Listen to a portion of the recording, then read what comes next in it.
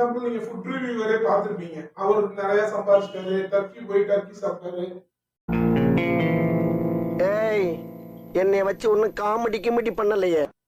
IAS படிக்கிறவன்ட்ட போய் இல்ல நீ டிடிஎஃப் மாதிரி நீ பைக் போட்டு அப்பதான் நிறைய சம்பாதிக்க முடியும், 2 லட்சம் 3 லட்சம் மாசம் சம்பாதிக்க முடியும். அவங்களும் அந்த மாதிரி பண்ண மாட்டாங்க. அதாவது லாஸ்டா நான் சொன்னது இப்ப ஞாபகம் வந்துருச்சு எனக்கு. அதாவது என்ன சொன்னாங்கன்னா, அவனை தண்டிக்க வேணாம், அவனை திருத்துங்க அப்படின்ற மாதிரி ஒரு வார்த்தை சொல்லியிருப்பாப்ல. அது எனக்கு ரொம்ப பிடிச்ச வார்த்தை. அதுல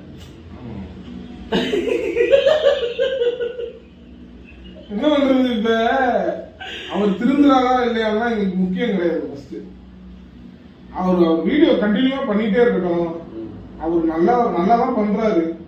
லாஸ்டா வந்து இன்னொரு வார்த்தை சொல்லியிருப்பாப்ல, என் மேலே தப்பு இருந்துச்சுன்னா எல்லாரும் நினைச்சுக்கங்க அப்படின்னு சொல்லி அந்த வீடியோ முடிச்சுப்பாப்ல. ஆமா இப்ப அடுத்தடுத்த வீடியோல இப்படியே மன்னிப்பு கேட்டுட்டே வந்து வீடியோ போட்டுட்டே இருந்தாருன்னா